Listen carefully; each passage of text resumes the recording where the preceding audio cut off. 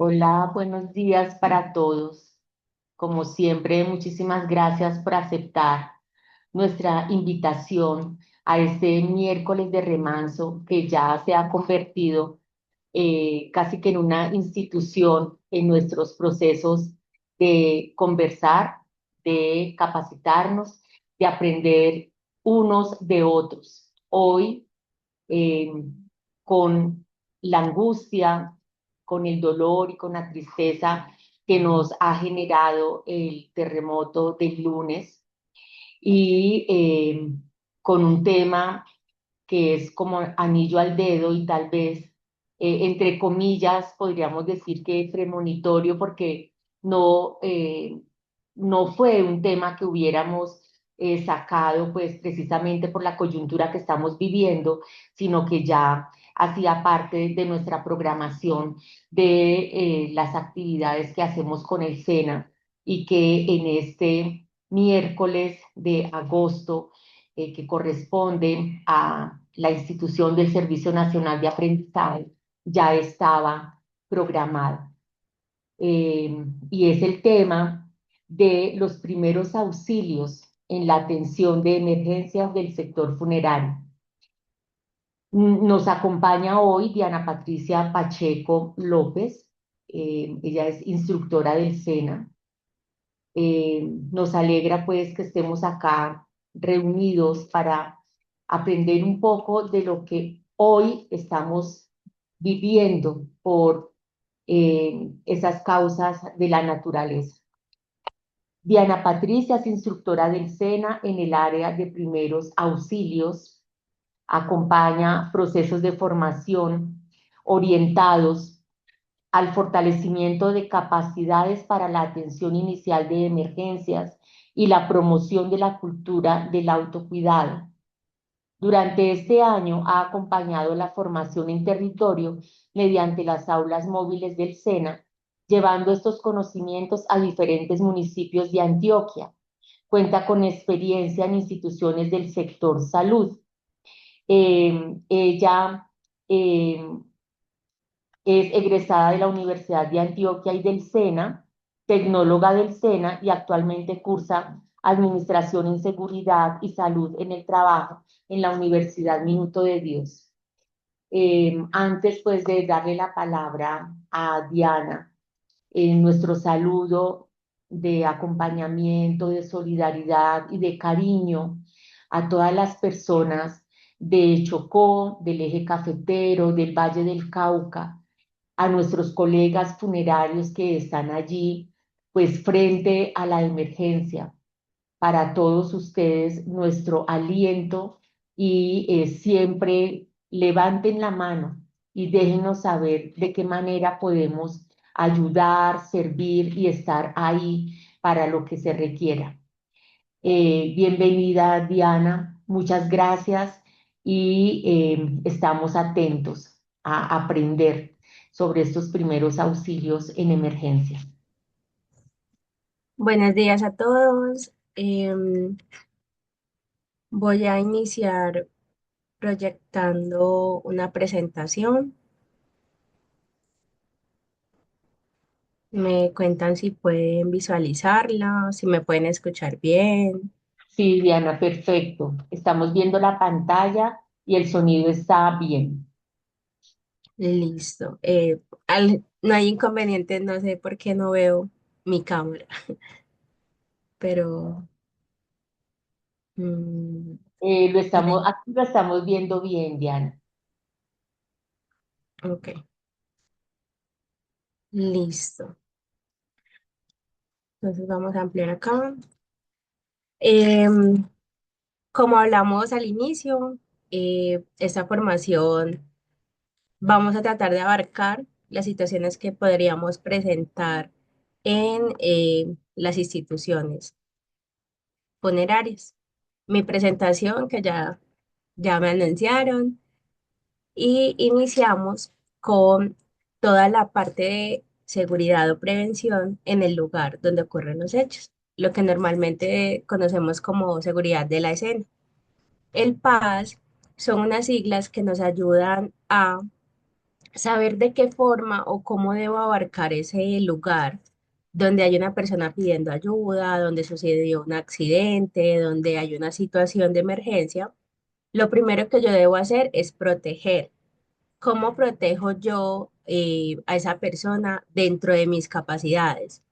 Digamos que una manera de proteger esa situación, en el caso que estemos en una sala de velación y hubo un desmayo, o mientras nos desplazábamos, alguien sufrió una torcedura de tobillo, un esguince, sabemos que son concentraciones masivas de personas, pero estas mismas personas nos pueden ayudar a hacer un cordón de seguridad donde lo que vamos a evitar es que le pasen por encima, lo lleguen a pisar o ahoguen a esa persona que en el momento necesita auxilio, a ese paciente. Entonces, proteger es lo que está dentro de mis capacidades para mitigar el riesgo de que esa lesión empeore. Un caso también muy externo a lo que puede pasar en nuestras instalaciones, pero en un accidente de tránsito, por así decirlo, yo manejo moto. Entonces yo puedo observar que delante de mí hubo un accidente. Una persona que también iba en motocicleta o en patineta, en bicicleta, sufrió una caída. ¿Cómo puedo yo ayudar o proteger a esa persona que en el momento necesita ayuda? Yo puedo parar mi moto mucho antes de llegar a ese lugar y mi moto va a servir como una señal de alerta, va a servir como esos conos, esas cintas de peligro, esos avisos, esas luces, como las luces de las ambulancias que nos dan como una alerta. Mi moto va a servir como parte de esa alerta que genera a todo lo que aún sigue circulando, porque no todo el mundo va a parar ni va a estar atento a la situación. Entonces, proteger habla sobre esa capacidad que yo tengo de asegurar la escena. Hay situaciones que van a sobrepasar mi capacidad de respuesta. Digamos que cuando es una fuga de gas, cuando es una situación de un derrame de químicos, derrame de combustibles, cosas muy, por así decirlo, graves, hay un personal indicado para contener este tipo de situaciones que son los bomberos. Entonces ahí se rebosa mi capacidad. ¿Yo qué puedo hacer? No puedo proteger el lugar, pero voy a avisar, que es el segundo paso. Avisar, pedir ayuda.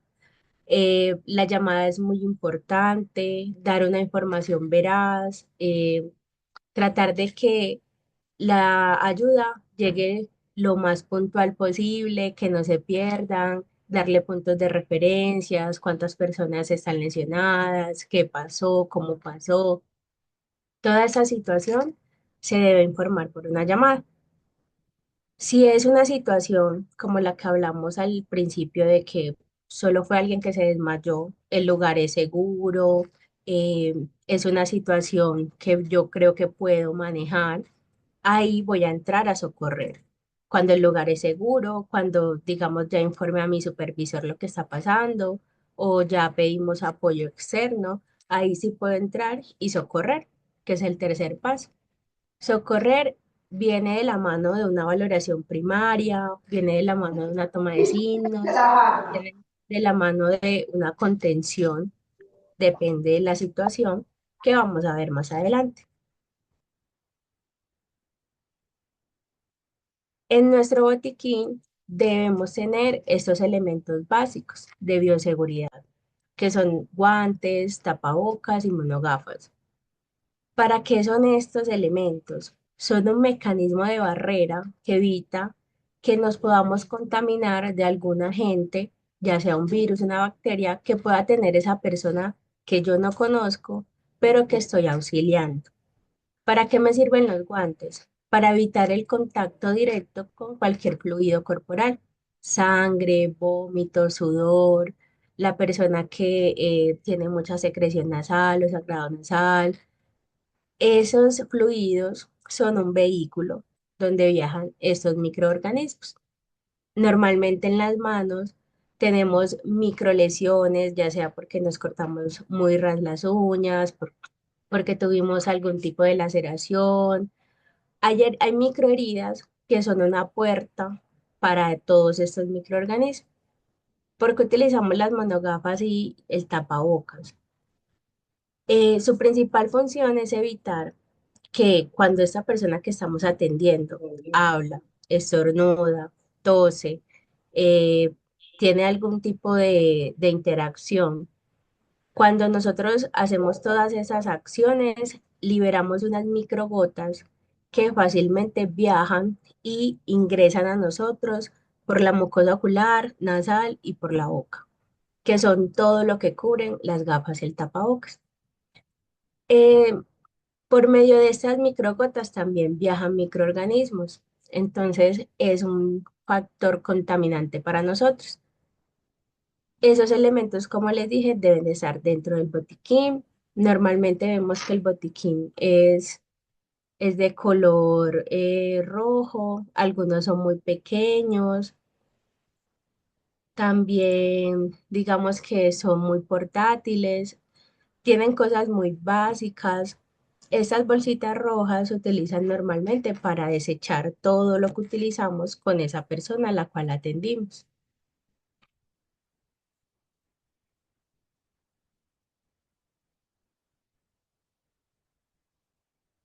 Muy importante conocer nuestras líneas de emergencia.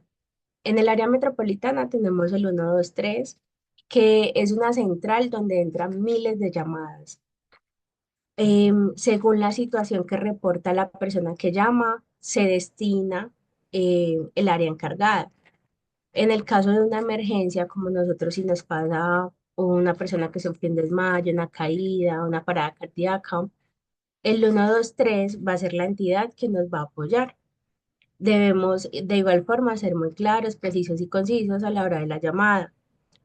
Cuando sucede una emergencia como la que tuvimos del terremoto, cuando es una situación que sobrepasa la capacidad, se unen varias entidades como Defensa Civil, Cruz Roja, bomberos y en algunos casos el Ejército Nacional. A pesar de que estamos en la ciudad, ninguno está exento de que pueda ocurrir algo por fuera de la ciudad. Nos fuimos de paseo a Sopetrán, a San Carlos o prestamos una ayuda en algún municipio diferente al área metropolitana. Siempre debemos tener presente el número del cuerpo de bomberos de ese municipio porque va a ser la respuesta más oportuna y va a ser la línea directa en el caso tal de que yo necesite ayuda o respaldo. Ellos son la entidad encargada, ellos conocen el territorio, ellos son quienes me van a apoyar en en el suceso, ya sea un accidente, un incidente que pueda suceder mientras yo estoy paseando, mientras yo estoy prestando un apoyo en otra sede, mientras suceda algo externo.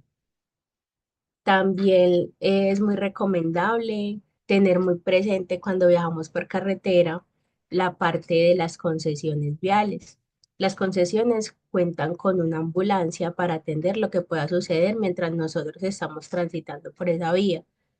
Vemos que cuando viajamos solo vemos campos abiertos, solo vemos selva, árboles, no vemos como asentamientos. Entonces es muy importante tener la prevención de saber cuál es el número de emergencia, cuál es el numeral que debo marcar si pasa algo. Entonces la prevención es muy importante para el antes de que puedan suceder las cosas, reaccionar de una mejor forma. Vamos a hablar un poquito de anatomía básica para que sepamos qué está pasando en el cuerpo cuando suceden estas lesiones, cuando sucede ese desmayo, ese esguince, para saber qué es lo que se afecta. Vamos a dividir nuestro cuerpo en 6 sistemas, como lo vemos en la imagen. Vamos a iniciar de adentro hacia afuera. Iniciamos con el sistema óseo, que son nuestros huesos. Dentro de los huesos se fabrican nuestros glóbulos rojos, nuestra sangre. Cada 8 días, estos glóbulos rojos se renuevan. Estos huesos, además de darnos soporte, de darnos estructura, de estar diseñados para proteger órganos súper importantes como el corazón, pulmones, cerebro, hígado y riñón, que son los fundamentales en nuestro cuerpo, también cumplen esa función de fabricar glóbulos rojos. Algunos son más resistentes que otros, tenemos diferentes formas, huesos largos, huesos anchos y como tal nos dan esa estructura para el soporte y nos dan esa forma anatómica que tenemos. Luego tenemos nuestro sistema nervioso, que su principal motor es el cerebro. Desde ahí nacen todas esas terminales nerviosas que llegan a todo el cuerpo. Este sistema es el que nos permite sentir frío, calor, dolor, poder movilizar nuestras extremidades, pensar en que voy a levantar la mano y hacerlo. Todos estos comandos y órdenes salen desde el cerebro. Nuestro sistema circulatorio, que el principal motor es el corazón. Normalmente vemos que las venas están de color azul y las arterias de color rojo. Las venas son esa tubería más pequeña, más chiquita, por así decirlo. Y por ahí viaja la sangre que no tiene oxígeno. Por eso esa sangre es de color oscura, casi vino tinto. El sangrado venoso es muy fácil de contener. Vamos a verlo más adelante, el control de las hemorragias, pero es un sangrado que es lento, que es como una cascadita, que fácilmente con presión directa se puede contener, a diferencia del sangrado arterial. Las arterias normalmente las vemos de color rojo. Las arterias son una tubería mucho más grande, va a ser más grueso ese tubo por donde circula la sangre y esta sangre, como es rica en oxígeno, va a ser de color rojo brillante. Y si hay alguna lesión, el sangrado no va a ser lento. El sangrado va a salir en el ritmo que late en nuestro corazón. Va a ser un sangrado pulsátil. Y la contención es más difícil por el flujo tan grande que sale. Entonces, es importante saber estas indicaciones de cada tipo de sangrado porque además de saber el riesgo, sabemos de dónde viene esa sangre y qué tan importante es. Para que nuestras células vivan, lo ideal es que tengamos sangre oxigenada y eso es lo que perdemos con una hemorragia arterial. Tenemos nuestro sistema digestivo que inicia en la boca, finaliza en el recto. Dentro de este sistema está el estómago, el hígado, intestino grueso, intestino delgado, está el vaso, está la vesícula. eh, Hay un órgano muy importante que es el hígado. Está el estómago, que el estómago se encuentra sobre nuestro lado izquierdo. ¿Por qué es importante saber dónde está el estómago? Porque en muchos casos de desmayo, convulsión, intoxicación, que la persona está inconsciente, somnolienta, que no puede valerse por sí sola, pasa normalmente lo que conocemos como broncoaspiración, que es que todo eso que está en el estómago se devuelve y la persona por estar en ese estado de inconsciencia no es capaz de vomitar, expulsar o toser o sentarse y todo ese reflujo gástrico se va a los pulmones y termina ahogando a la persona, que es lo que conocemos como broncoaspiración. Saber de qué lado está el estómago nos ayuda a ubicar a la persona de una forma lateral que se evite que todo ese eh, compuesto gástrico se devuelva. La posición lateral de seguridad, o sea, colocar a la persona de lado, no es del lado que sea, sino que debe ser del lado izquierdo, porque favorecemos lo que dije anteriormente. Evitamos que todo lo que tiene el estómago se devuelva y pueda ahogar a la persona que estamos auxiliando. Entonces, por eso es importante la anatomía del estómago. Tenemos nuestro sistema respiratorio. Inicia por la nariz, pasa por la faringe, laringe y tráquea, y en nuestros pulmones se hace lo que conocemos como el intercambio gaseoso. ¿Qué es eso? Cuando yo inhalo, cuando yo tomo aire, no solamente ingresa oxígeno, ingresa polvo, ingresa el pelo del perro, el pelo del gato, ingresa el humo del bus, ingresa un montón de cosas que hay en el ambiente, pero allá en los pulmones hay una parte que se llama alveolos y ahí es donde se absorbe solo el oxígeno. Lo demás es lo que nosotros exhalamos.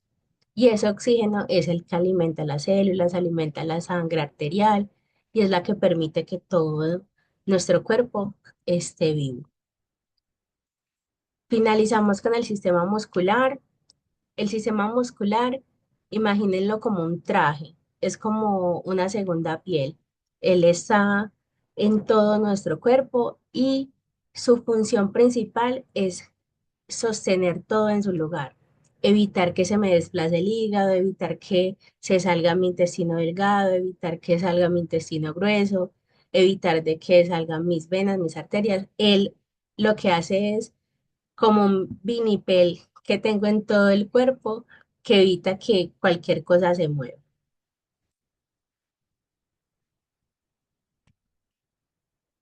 Entonces, nuestro cráneo, podemos ver que los huesos del cráneo son muy diferentes a los de la mano, a los del tórax, y que su principal función es proteger el cerebro. Las vértebras también vemos que son de una forma específica, en algunas partes de nuestra espalda son más anchas, más delgadas, pero por medio de esas vértebras pasa nuestra médula ósea, que es nuestra fábrica de glóbulos rojos.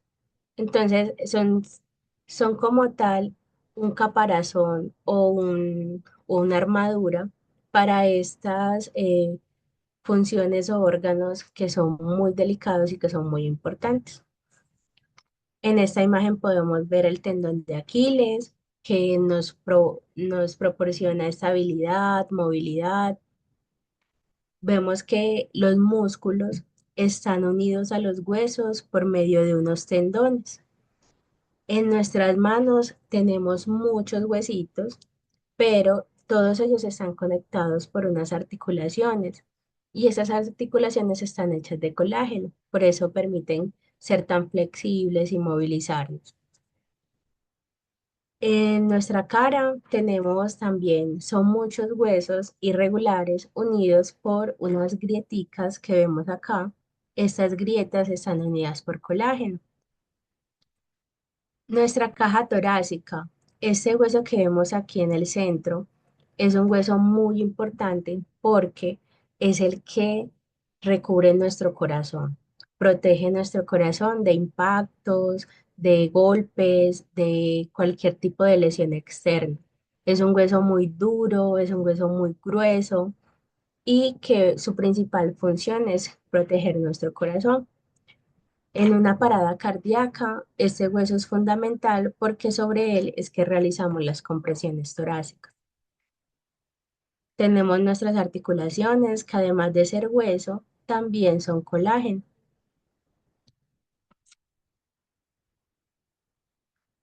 Como les contaba de nuestro sistema respiratorio que inicia en la nariz, finaliza en los pulmones, acá adentro están estos alvéolos, que es donde sucede el intercambio gaseoso. Ellos son los encargados de seleccionar o sacar de todo eso que ingresa solo el oxígeno y enviarlo a la sangre. Nuestro corazón o sistema circulatorio, las que vemos de color azul serían nuestras venitas, las que vemos de color rojo serían nuestras arterias. El corazón, como lo pueden ver, no está totalmente en el centro, sino que está inclinado hacia la izquierda. Por eso, en el caso de los hombres, cuando tienen un infarto, el dolor se irradia a brazo izquierdo y a mandíbula izquierda. En el caso de las mujeres, el infarto se siente más como una gastritis. El dolor de nosotras es más a nivel de la boca del estómago y se irradia a la espalda. Por eso muchas mujeres llegan a urgencias por una gastritis y resulta que estaban infartadas. Entonces, en los cuerpos, tanto de hombres como mujeres, los signos son diferentes. Nuestro corazón tiene su propio circuito eléctrico, por así decirlo. La imagen de color gris y negro nos muestra toda la parte eléctrica, todo lo que esas terminales o esas corrientes eléctricas que hacen que el corazón se contraiga y se relaje. Cuando hay un infarto o suena como se le paró el corazón, no es algo literal. Literalmente el corazón no se paró.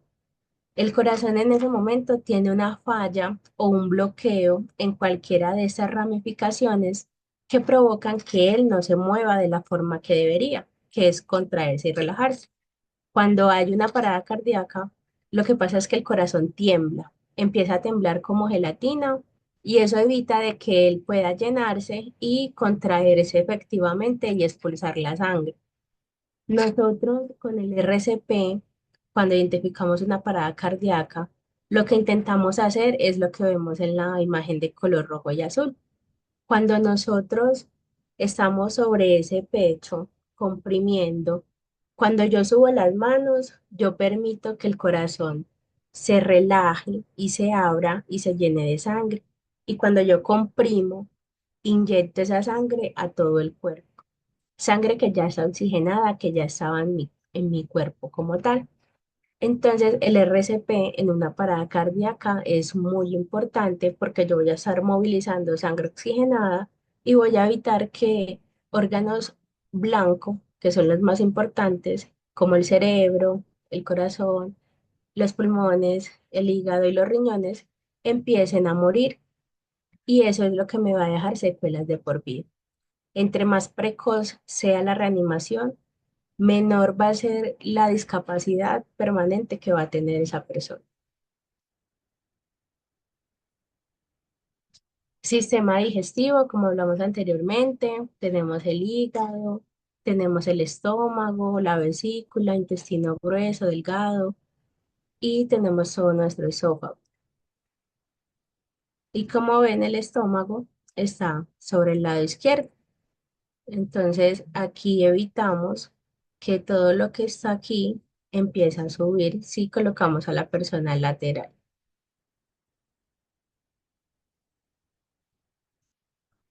Nosotros anteriormente hablábamos de asegurar el lugar y pedir ayuda, ¿cierto? Entonces, ya el lugar es seguro o es una sala de velación donde todo está seguro, no hay objetos por caer del techo, no hay una fuga de gas, no hay una situación externa que nos ponga en riesgo. Entonces, ese lugar ya es seguro. Yo ya pedí ayuda, ya llamé al 123. Algunas entidades manejan algo que se llama área protegida, que es un servicio, por así decirlo, privado, que es un médico que puede llegar en carrito o en ambulancia y presta un apoyo. Em, Algunos también tienen enfermería en el sitio o tienen un paramédico en el sitio, quien les presta como esa atención primaria. Entonces, esa llamada depende del servicio que yo tenga, la voy a usar para solicitar ayuda. Ya el lugar es seguro, ya pedí ayuda. Ahora voy a iniciar una valoración primaria. La valoración está contemplada en una guía que se llama Guía de la AJA. Estas guías son internacionales.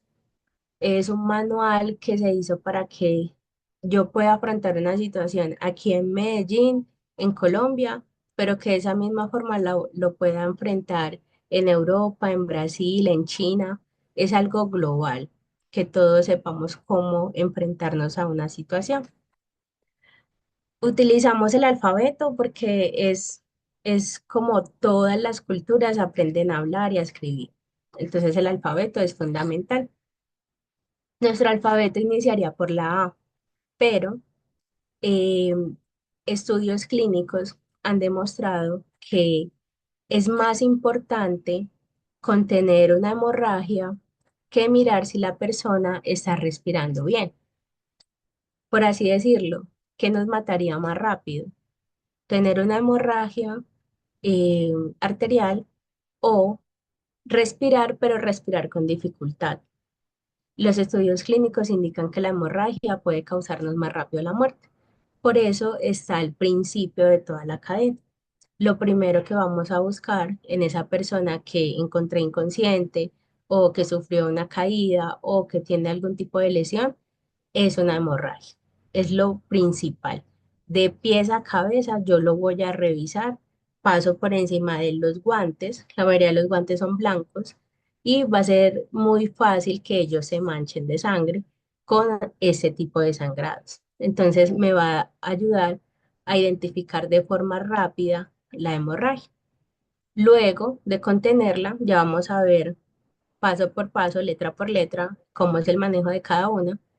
Y ahí sí puedo pasar a revisar cómo está respirando, cómo está circulando la sangre, si la persona está cuerda, que es lo que vemos en el déficit neurológico. Y por último, la exposición, que si a mí me toca retirar las prendas de la persona, cómo debo hacer, dónde lo debo hacer. Entonces, ¿cómo identifico yo la hemorragia? Digamos que la mayoría de hemorragias arteriales me van a generar un charco hemático. Literalmente va a haber un charco alrededor de la persona. Si, digamos, yo llegué muy a tiempo, todavía el sangrado no es tan extenso, igual forma va a manchar la ropa, va a manchar el pantalón, lo que la persona tenga pues.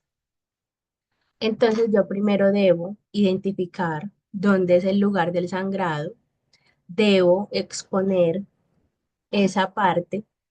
Normalmente los botiquines traen este tipo de tijeras, que son tijeras corta todo.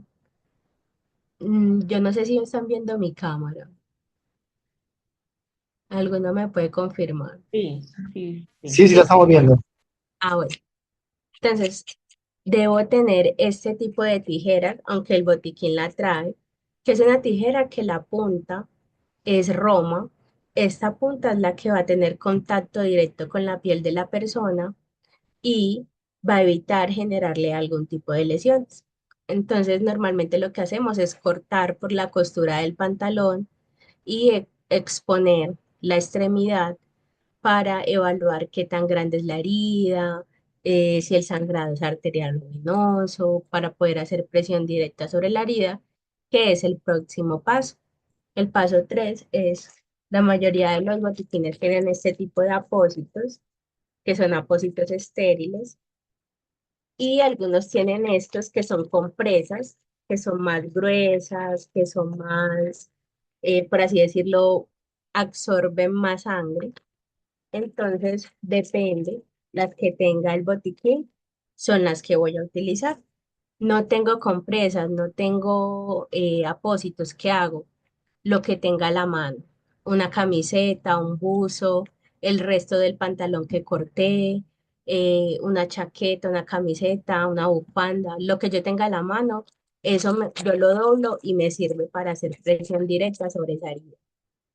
Nunca debo retirar el primer apósito o lo primero que coloqué, porque cuando yo retiro, puedo abrir de cero la herida y va a volver a sangrar.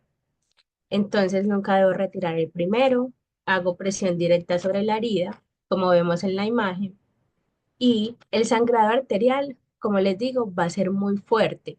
Entonces es posible que con solo presión directa no ceda. Entonces ahí, luego de que yo tengo muchos apósitos, uno encima del otro, como si fuera un sanguchito, se va llenando de sangre el primero, pongo el segundo, pongo el tercero, pongo el cuarto, hago presión en esa extremidad. No está funcionando. ¿Qué puedo hacer? Tengo también en el botiquín algo que se llama vendaje elástico. Se llama elástico porque como lo ven, él estira, él se logra expandir. Luego de que yo pongo este vendaje y cuando lo pongo lo estiro un poco, luego de estar fijo, él va a seguir apretando. Entonces, este vendaje es el ideal para reemplazar la presión que yo estoy haciendo con mis manos y que me deja libre las manos para hacer otras maniobras para detener más rápido el sangrado. Entonces, yo lo que hago es que coloco el vendaje, lo fijo y se me manchó el vendaje, sigue sangrando. ¿Qué hago? Ahí aplicamos la física. La física nos indica que si yo elevo la pierna o la extremidad que está sangrando, la sangre va a empezar a retornar más lento. La sangre que va a llegar a esa herida va a ir llegando más lento y la sangre que ya se encuentra ahí se va a empezar a coagular y eso me va a cerrar la herida más rápido. Claramente yo cuando empecé a atender esa situación, yo ya pedí ayuda, yo ya llamé al sistema de emergencias. Entonces, si yo siento que o nos dijeron, no, no hay ambulancia disponible en el área, estamos evacuando otras emergencias, ya ahí yo tomo la decisión si me retiro al centro de salud más cercano o si esperamos la ayuda, porque anteriormente se hablaba del uso del torniquete, que es esta imagen que vemos acá, pero dentro de la ciudad, para nosotros como primeros auxilios, no está permitido el uso del torniquete. El uso del torniquete es una, una situación muy controversial porque es una herramienta clara que va a contener el sangrado, pero es una sentencia de amputación para la persona a la cual le apliquemos el torniquete, porque anteriormente se hablaba de que se colocaba y se aflojaba cada 5 segundos, cada 10 segundos, para supuestamente irrigar sangre oxigenada sobre la extremidad y que esa no se perdiera. Pero ustedes saben que a todos se les va haciendo estudios clínicos y los estudios nos mostraban que yo cierro o corto ese flujo sanguíneo, la sangre que queda en la extremidad restante, esa sangre desde el minuto uno se empieza a coagular. Y cuando yo abría el flujo nuevamente, esa sangre pasaba con mucha fuerza y barría con todos esos coágulos y les mandaba a viajar por todo el cuerpo. Entonces, cuando la situación era una hemorragia en el brazo y la pierna, la complicación era un coágulo en el cerebro, que sería un accidente cerebrovascular, un coágulo en los pulmones, que se conoce como tromboembolismo pulmonar, un coágulo en una de las arterias del corazón, que escuchamos como taponamiento cardíaco, un coágulo en las piernas, que conocemos como una trombosis. Entonces, ya no es una situación la que yo estoy mitigando, sino que se me convierte en 5 diagnósticos o más. Por eso el uso del torniquete es muy delicado y solo lo debería aplicar el personal médico y en un caso muy extremo, como que se presencie una amputación total, que se presencie una situación que sea un médico el que decida aplicarlo. Porque digamos que en costo-beneficio el torniquete es como lo único indicado. Pero nosotros como primeros auxilios no debemos aplicar torniquete. Es un método que sí se sigue usando, pero como les digo, ya no se afloja, es una sentencia de amputación para la persona y en el caso de nosotros estar a 2 días de camino de una ciudad, a 3 días de un centro asistencial, sería lo único que le podría salvar la vida a una persona, pero tendría que ser una situación súper extrema, que estemos en la selva, que estemos súper lejos de la civilización y que claramente el tiempo de desplazamiento la persona no va a aguantar seguir sangrando.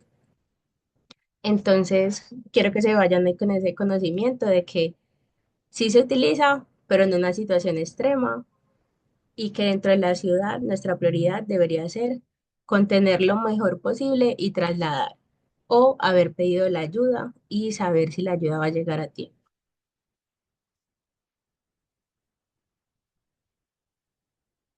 Entonces aquí sí empezamos en el orden de nuestro abecedario. La vía aérea, ¿qué quiere decir? Que es esa persona que se desmayó, que perdió la conciencia y que yo voy a verificar si hay algo dentro de la boca de esa persona que está evitando el paso de aire y que pueda, por así decirlo, complicar la situación. Pasa mucho con nuestros adultos mayores, los cuales tienen prótesis dentales, que normalmente cuando pierden la conciencia, estas prótesis se caen y pueden generar una obstrucción. Son prótesis grandes, no es que la persona se las vaya a tragar, pero sí evitan que el aire que la persona está tomando no pase completamente y empiece a generar signos de apnea o hipoxia. Entonces, la maniobra frente-mentón, que es elevar el mentón, empujar la frente, me va a ayudar a yo abrir esa boca y mirar si hay algo ahí que está evitando el paso de aire. Esa maniobra no está indicada en el caso tal de un accidente de tránsito. Si la persona va en un carro o en una moto, no se puede realizar esta maniobra porque puede generar complicaciones a nivel cervical. La mayoría de los accidentes de tránsito generan algo que se llama efecto latigazo, que es que el cuello se hiperextensione y pueda tener lesiones a nivel cervical que irradian en toda la columna. Entonces, debemos tener presente que si es alguien que iba en una moto o iba en un carro, esta maniobra no la puedo realizar. Lo que debo hacer es mantener la cabeza lo más quieta posible hasta que llegue la ayuda.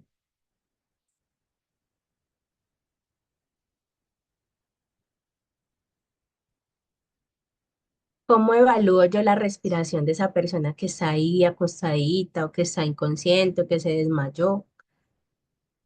Yo puedo acercarme a esa persona y observar si está respirando por los movimientos que realiza, ya sea en el abdomen o en el pecho. En nosotras las mujeres, la respiración es torácica. Entonces, cuando respiramos, lo que se mueve es nuestro pecho, a diferencia de los hombres que cuando ellos respiran, lo que se mueve es el abdomen. Entonces, esa persona está acostada sobre el piso y mirando yo de cerca puedo ver si ese tórax o ese abdomen sube y baja. También, si yo acerco mi mejilla a la cara de esa persona, yo puedo escuchar si está inhalando y exhalando. Y cuando exhalamos, normalmente nuestro aire es tibio, es caliente. Entonces yo puedo sentir si esa persona está respirando. Algunos aprendices me dicen, ay, con un espejito. Yo sí, es posible, el espejito se empaña, pero no todos cargamos un espejito. Entonces, lo ideal sería verificar de forma adecuada si esa persona está respirando. Otra forma, digamos que no es una persona inconsciente, sino que es una persona que sintió cierto malestar y quiere que la valoremos.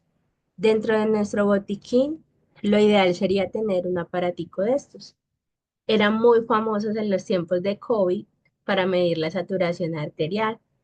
Esto se llama oxímetro, pulso oxímetro, lo conocen con diferentes nombres, pero es el mismo. ¿De qué se encarga? Él me muestra de este lado, el SPO es soporte de oxígeno en sangre y esta es la frecuencia cardíaca, la que está al lado. Si una persona está saturando por encima de 90, quiere decir que está respirando bien, porque su saturación está dentro de los parámetros normales. La saturación va a ir de la mano de la respiración.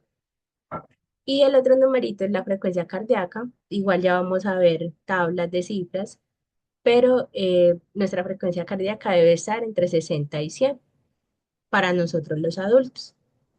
Entonces, este aparatico nos va a ayudar a evaluar tanto respiración como frecuencia cardíaca en unos segundos, porque él empieza a leer desde el minuto que yo lo enciendo y va a facilitar esa toma de signos vitales en el momento de una emergencia.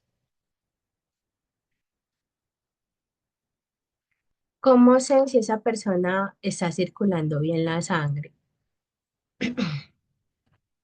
La circulación la podemos ver dependiendo el color de la piel.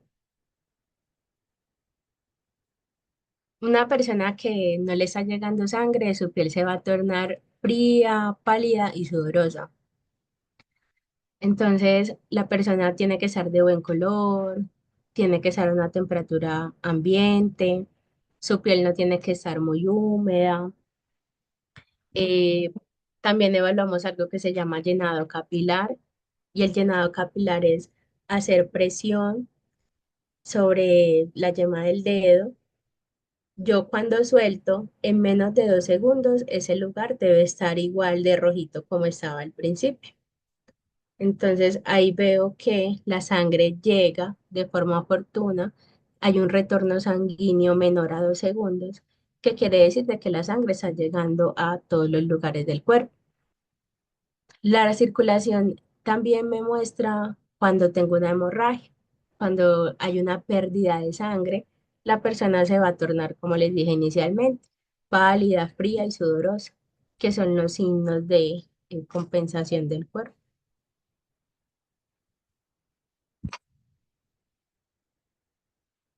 El déficit neurológico. ¿Qué nos abarca el déficit neurológico? Saber si esa persona está ubicada en tiempo y espacio. Esa persona que se desmayó, que cuando se cayó de repente sufrió un golpe en la cabeza, que sufrió una caída y dentro de la caída también se golpeó la cabeza, o que al parecer estaba bajo efectos de sustancias alucinógenas, bajo efecto del alcohol. Yo debo evaluar esa persona si está despierta, si habla, cómo habla, si siente dolor o si está totalmente desconectada. Eh, yo valoro a esa persona y muchos me dicen, ay, pregúntele el nombre, pero claramente puede que sea una persona desconocida. Si él me da un nombre, yo no tengo la certeza de que ese es su nombre, pues en algunos casos hay familiares, hay personas cercanas que nos podrían confirmar, pero podemos hacer preguntas muy globales. ¿En qué año estamos? ¿De qué color es esta camiseta? ¿Si es de día o es de noche? ¿En qué lugar nos encontramos? Son preguntas muy generales que la respuesta no va a tener como un sesgo. Además, tengo que saber cómo habla esa persona, porque pueda que ella me hable, pero me habla arrastrado, me habla como borracho, me habla incoherencias. Eso también es una alerta. Ahí sí voy a confiar en lo que me digan los familiares si él habla claro o no. Yo le pregunto, ¿él habla de esa forma? Él me dijo, no, él habla claro, él se le entiende lo que dice. Y si me está hablando como borracho, eso es una señal de alerta. La persona también se le evalúan las pupilas. Estas cambian mucho cuando hay una lesión cerebral. Nuestras pupilas normalmente son del mismo tamaño. Cuando yo hago un estímulo con una luz, la mayoría de los botiquines tienen unas lamparitas, unas linternas. Esa linterna es para evaluar pupilas. Cuando yo le pongo la luz a mis pupilas, ellas se contraen.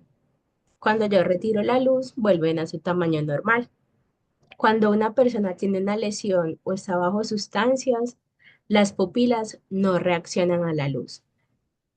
Cuando hay una lesión grave, las pupilas nos van a decir de qué lado está la lesión, ya que nuestro cerebro se divide en dos hemisferios, derecho y izquierdo, pero la pupila derecha me habla del hemisferio izquierdo y la pupila izquierda me habla del hemisferio derecho. Entonces, ellas, si una está dilatada, la otra está normal y además no reaccionan a la luz, la dilatada nos va a decir de qué lado hay la lesión cerebral. Entonces, las pupilas es una forma de identificar si la persona después de esa caída, después de ese desmayo, sufrió una lesión a nivel cerebral.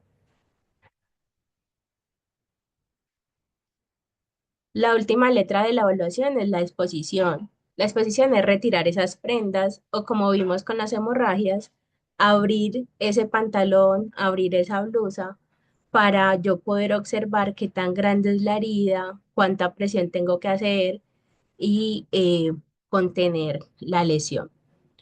La exposición en estos ambientes donde hay muchas personas, como una sala de velación, como una capilla, como estos recintos donde se reúnen muchas personas, y así les toque también en la calle, es muy delicado porque estamos en una época hiperconectada.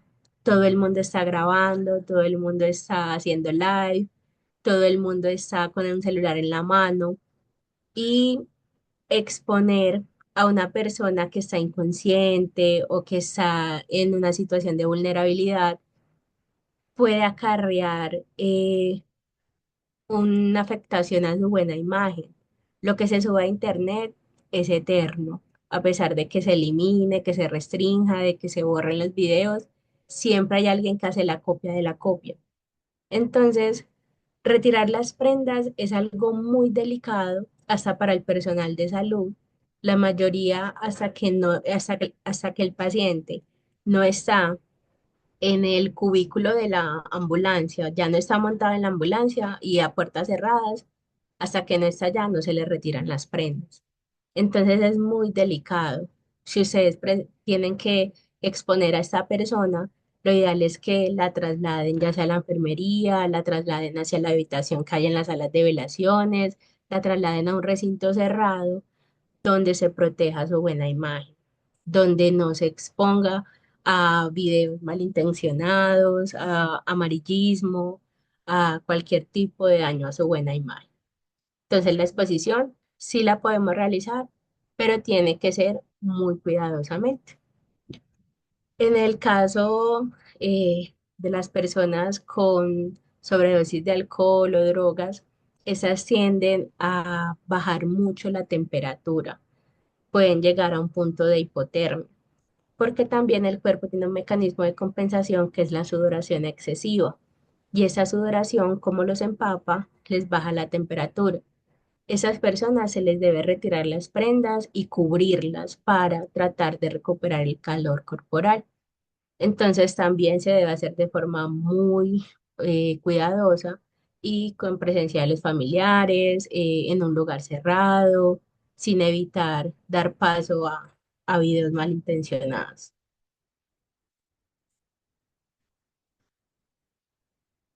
Vamos a hablar un poquito de los signos vitales, porque digamos que no tenemos el oxímetro, pero de igual forma yo quiero valorar el pulso de esa persona.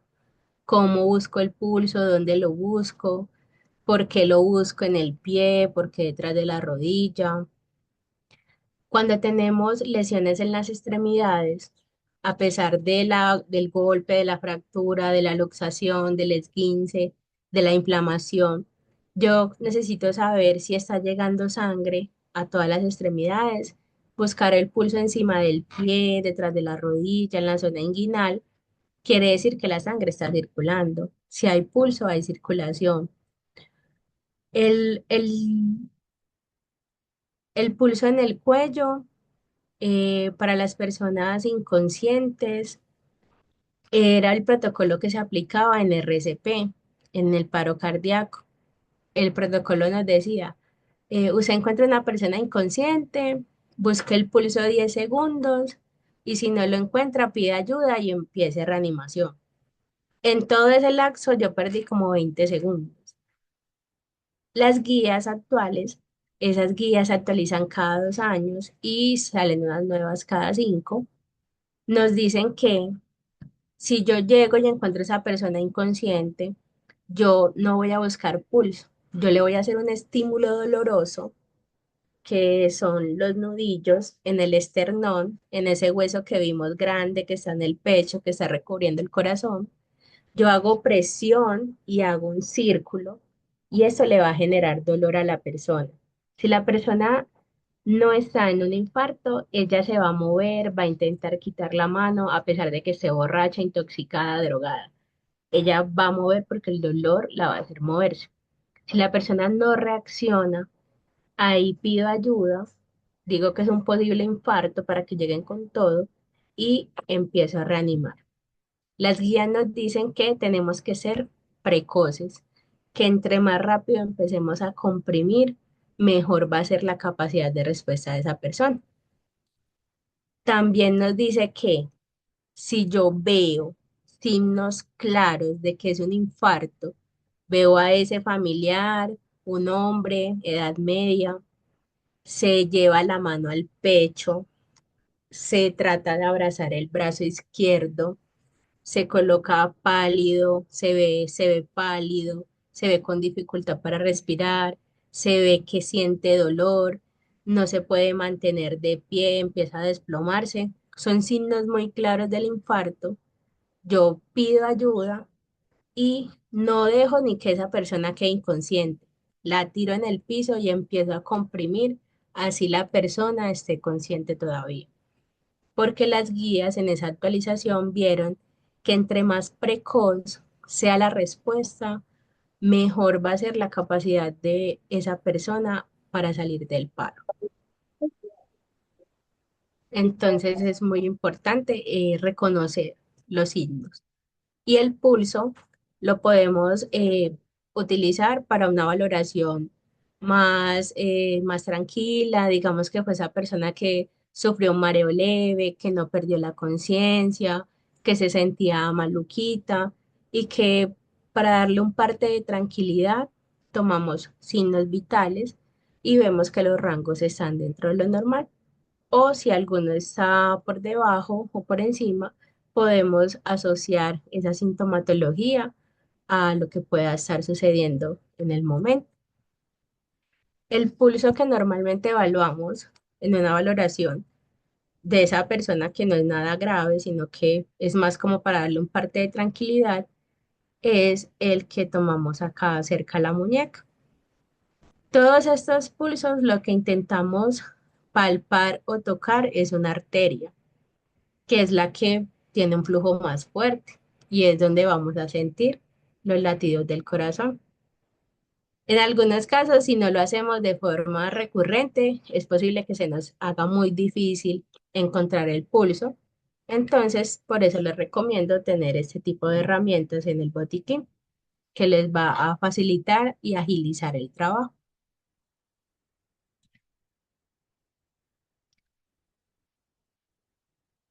Entonces, entre más pequeños somos, más rápido late nuestro corazón. Cuando estamos recién nacidos, podemos tener hasta 160 pulsaciones en un minuto.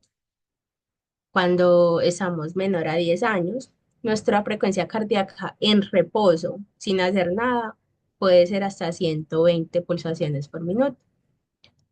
Ya estamos en una etapa de adultos y en esa etapa nuestra frecuencia normal debe estar entre 60 y 100.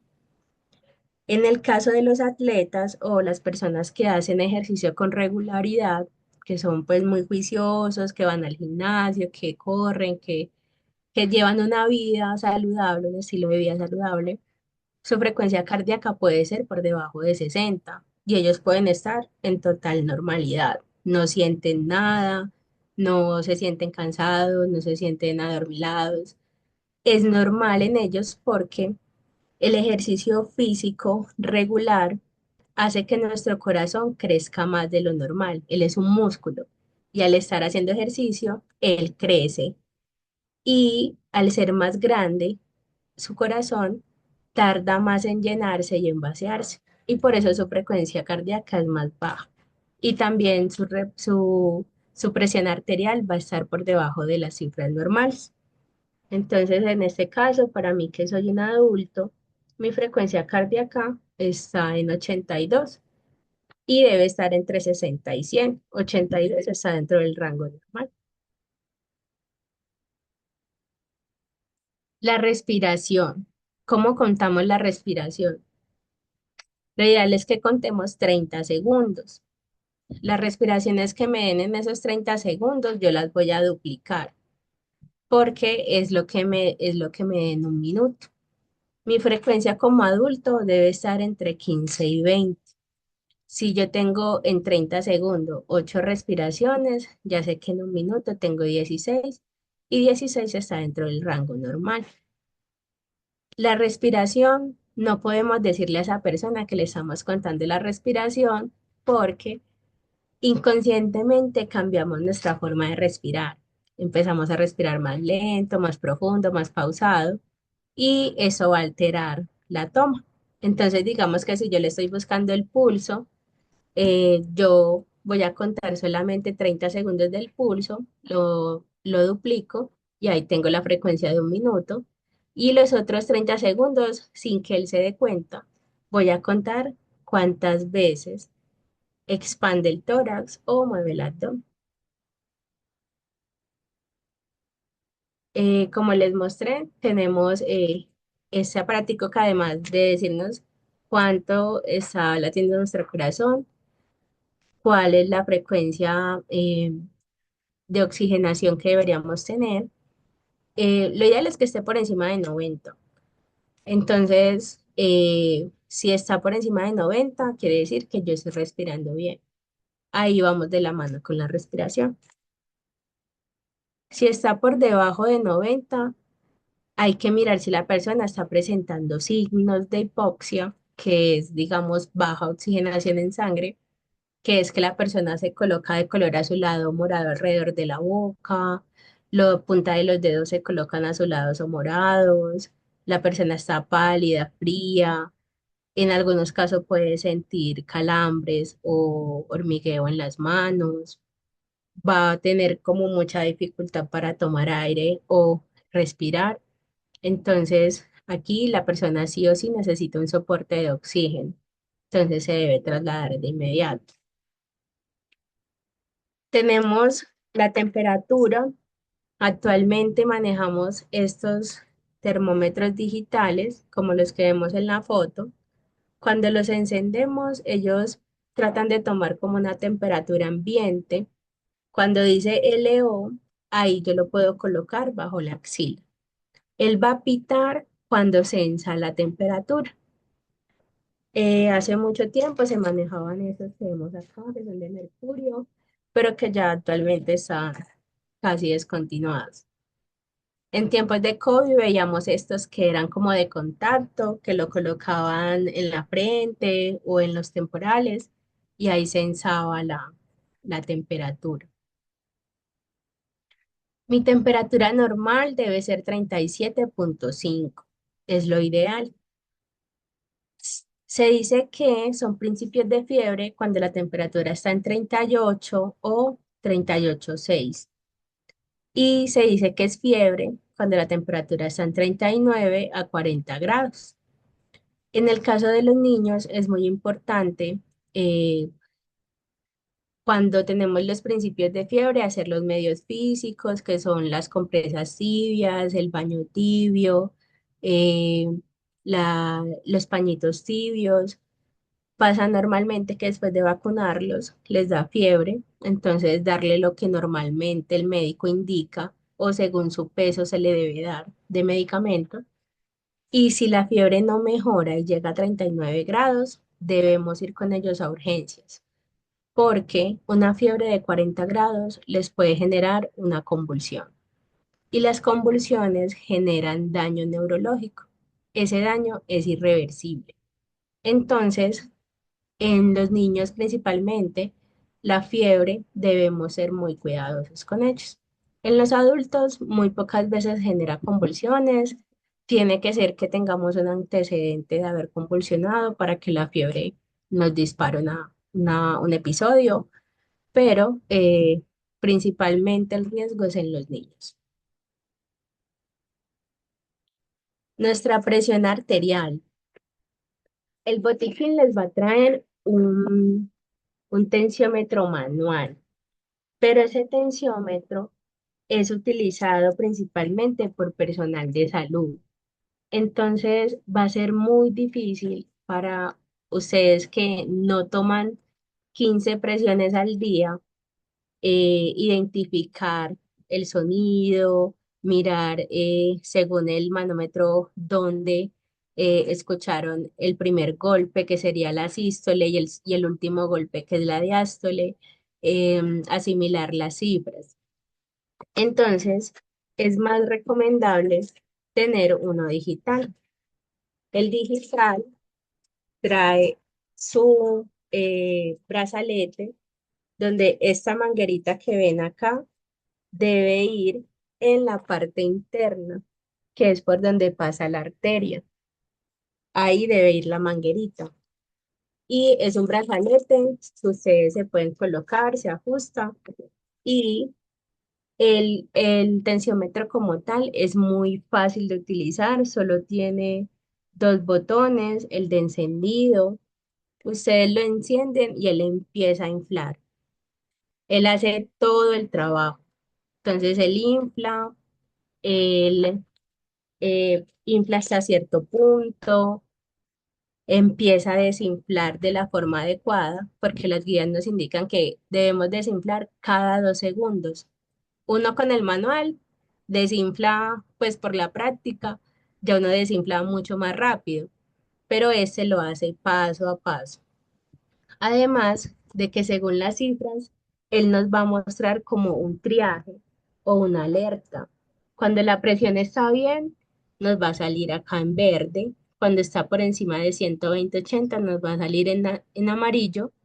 Y cuando está muy alta, nos va a salir en rojo. Él también nos va a clasificar los niveles. Entonces, tenemos la presión que todos hemos escuchado, que es 120/80. Es una presión de lo ideal, son las cifras ideales. El 120 habla de la sístole, que es cuando el corazón se contrae e inyecta la sangre a todo el cuerpo. Y la diástole, que es cuando el corazón se relaja y se empieza a llenar de sangre. Cuando a una persona se le baja la presión, quiere decir que su presión está por debajo de 120/80. Entonces, normalmente le tomamos la presión y estaba en 60/70, 80/50, o sea, estaba bajita. La presión bajita normalmente les genera náuseas, mareo, debilidad. La persona se pone pálida, sudorosa, puede perder la visión y en algunos casos la persona puede perder la conciencia. ¿Cómo subimos la presión bajita? Con sal de cocina. Literalmente sal bajo la lengua, eso le va a subir la presión a la persona. Por eso los hipertensos están indicados que la dieta debe ser muy baja en sal, porque eleva los niveles. ¿Qué hace la sal? La sal retiene líquido. Entonces, todo lo que está alrededor de la arteria se empieza a hinchar y esto provoca que la arteria se cierre y la sangre pase con más presión, pase más forzada. Esto aumenta la presión de la sangre y consigo la presión arterial. Eh, Acostarla, elevar las piernas también funciona porque la sangre que viene de las piernas retorna con más fuerza hacia el corazón y hace que la presión aumente. Entonces, ponerle sal bajo la lengua y acostarla con las piernas elevadas va a mejorar la presión. Lo ideal es después de 5 o 10 minutos volver a tomar la presión a ver si mejoró. Que la sal de cocina es muy maluca, es amarga, es horrible, no sabe bien. Si tenemos la posibilidad de tener sales de hidratación, que son esas bolsitas de suero, o sueros como tal, Pedialite, Hidraplus, Electrolit, esto nos va a ayudar a subir la presión también de la persona. Aquí podemos ver los dos tipos de tensiómetros. Yo les mostré este que es digital. Tenemos estos que son los que vemos cuando vamos a la EPS, que son los manuales y son los que trae el botiquín. Entonces aquí vemos en este tensiómetro digital, aquí la presión está alta, está por encima de 120/80. Entonces, la primera es la sístole, la segunda es la diástole, y ellos también toman la frecuencia cardíaca, que está en 70, o el pulso. El pulso está dentro de lo normal. No, no Cuando, tiene batería. cuando decimos que hay una presión alta, porque muchas personas se pueden tomar la presión y les puede salir en esta cifra, 135/85, está por encima de lo normal, pero no es una presión que nos vaya a generar un riesgo alto, no es una presión que, por así decirlo, nos va a afectar. Diferente es si yo me la tomo toda la semana y toda la semana me está por encima de 120/80, es posible que yo ahí ya esté desarrollando una enfermedad. Cuando decimos que es una emergencia hipertensiva, que yo me tengo que ir con esa persona para urgencias o llamar al médico, cuando es un nivel muy elevado, cuando esa presión está por allá en 180, 110, 200, 190, o sea, una cifra muy, muy alta, esa presión es la que me va a generar un accidente cerebrovascular, porque esa sangre está circulando tan fuerte por las arterias que cualquier trombo, cualquier coágulo que esté por ahí pegado en la pared, se va a arrancar y va a empezar a viajar por todo el cuerpo. Y va a llegar al cerebro donde las venas son las más chiquiticas y se va a tapar. Y desde donde hubo ese taponamiento hacia adelante, todo ese tejido va a empezar a morir. Por eso es que ustedes ven que las personas quedan con la mitad del cuerpo sin funcionar, que no pueden movilizar un brazo, una pierna, no hablan bien. Eso es un accidente cerebrovascular donde la principal causa es una presión alta.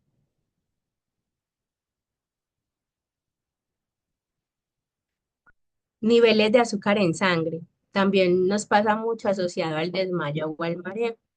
La mayoría de las personas en este proceso de duelo, en este proceso de velación, de todo ese proceso que fue, digamos, el fallecimiento en el hospital o en casa, hacer ese trámite con la funeraria, organizar todo, todo, todo el proceso.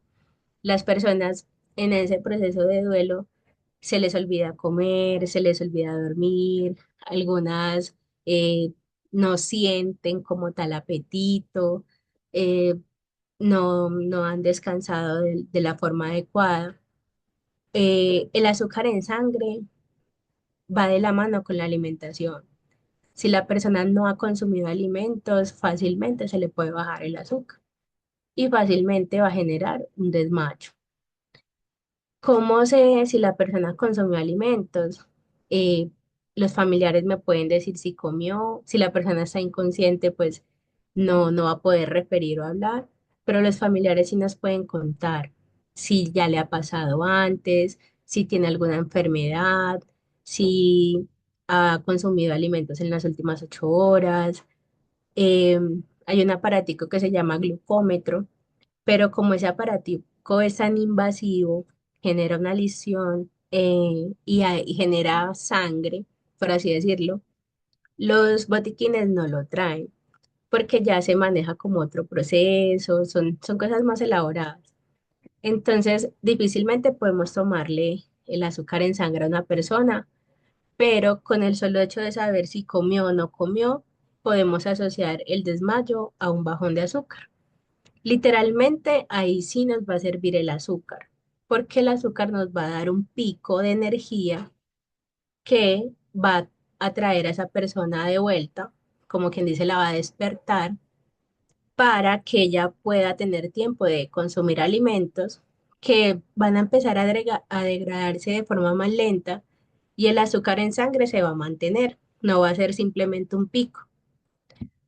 El suero, el que les comenté de las papeleticas, el que viene en tarritos, ese también nos ayuda cuando hay un bajón de azúcar, porque sus componentes principales son sales de hidratación y glucosa. Entonces, el suerito nos va a ayudar mucho a la hora de un desmayo o un mareo, ya sea por presión o ya sea por azúcar.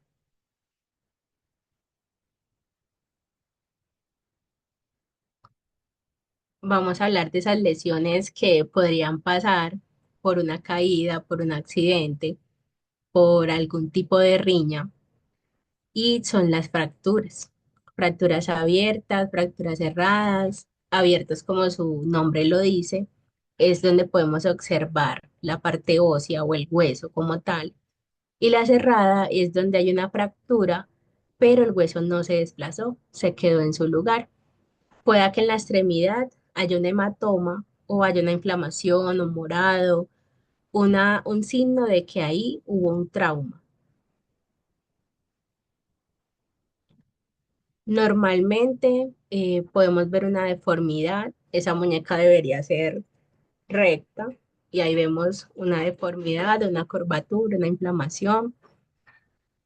La persona va a referir dolor, es posible que refiera entumecimiento principalmente porque en algunos casos cuando el hueso se desplaza puede presionar o pinzar vasitos sanguíneos, o sea, la arteria, una vena o un nervio. Y esto lo que hace es que evita que la información transite y se pueda movilizar.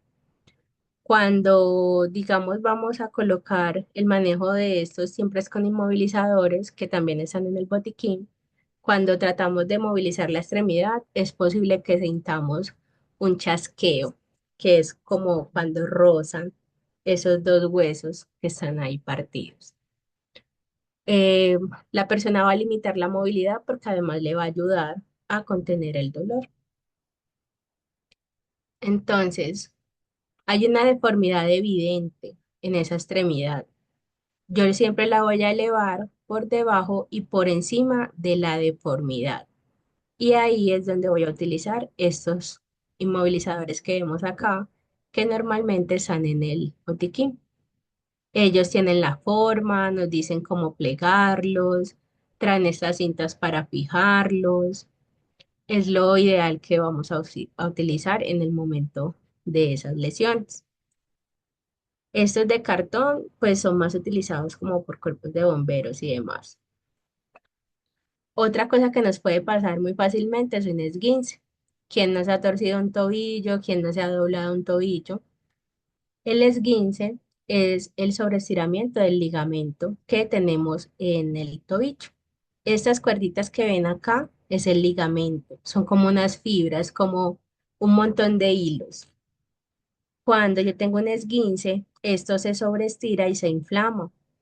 En este caso, que es grado uno, vemos que una simple inflamación, o sea, como un enrojecimiento muy leve. Puede que me salga un moradito porque de igual forma el hueso va a hacer presión sobre la piel y en la piel hay vasitos sanguíneos. Entonces estos se van a romper por la presión y puede salir el morado. Pero este, digamos, grado uno es una inflamación como tal. A diferencia del grado 2 donde esas fibras sufrieron una ruptura parcial, no total, sino un pedacito nomás se rompió. Ahí la inflamación va a ser mucho mayor, va a ser como un pie de elefante, va a estar muy inflamado. Y tenemos el grado 3 donde ese ligamento se rompió totalmente, donde hubo una ruptura total. La inflamación va a ser muy parecida a esta y el proceso de recuperación, he tenido varios aprendices que me indican que no los operan, sino que les inmovilizan la extremidad de 3 a 6 meses con esas botas negras que muchos han visto por ahí, que son como unas botas rígidas. El reposo total es lo que hace que se reconecte el ligamento y a pesar de que no les hacen cirugía, muchos aprendices dicen que no quedan igual, que a pesar de la recuperación, en algunos momentos se inflaman, cuando hace frío les duele, quedan con ciertas secuelas después de la recuperación. ¿Cómo manejamos el esguince? Con el vendaje elástico. El vendaje que vimos ahorita para las hemorragias. Este vendaje se debe colocar, podemos iniciar desde el puentecito del pie o desde el tobillo. Ahí yo puedo iniciar a vendar. Lo ideal es que yo vende como en forma de 8, que deje el talón libre y la punta de los dedos, porque así puedo analizar si le está llegando sangre a la extremidad, porque como les digo, esto aprieta. Si yo lo coloco muy apretado, voy a cortar el flujo sanguíneo y el pie se me va a poner pálido, frío. La persona dice que no va a sentir los dedos o que no los puede mover, las uñas se le pueden poner moradas. Entonces, yo debo colocarlo, estirarlo poco, pero no demasiado, porque va a apretar mucho. Entonces el vendaje le va a dar estabilidad a la persona, va a ayudar con la inflamación. Encima de este vendaje yo puedo colocar las compresas de hielo o compresas tibias. ¿Para qué me sirve el hielo? Esa ruptura que hubo de vasitos sanguíneos, el hielo lo que va a hacer es que va a cerrar esos vasitos de los cuales está saliendo sangre y el sangrado va a parar. ¿El calor para qué me sirve? La parte muscular que se está inflamando el calor va a ayudar a relajar el músculo y va a dar cierta sensación de alivio. Entonces, por eso a veces nos mandan a alternar calor y frío en el lugar de la lesión. Eh, la elevación también ayuda por el retorno sanguíneo. Sabemos que si la sangre llega más lento, la inflamación también va a ser más lenta, pero no se indica que la persona se quede totalmente quieta. Debe movilizar la extremidad con mesura, porque no queremos empeorar el esguince, pero sí se debe movilizar porque movilizar la extremidad también estimula a que el lugar que más necesita recuperación, hacia ese lugar se direccionen todos los organismos que necesitamos. Necesitamos calcio, plaquetas, proteínas, cualquier elemento que está ahí reconstruyendo ese ligamento va a ir a ese lugar que más lo necesita.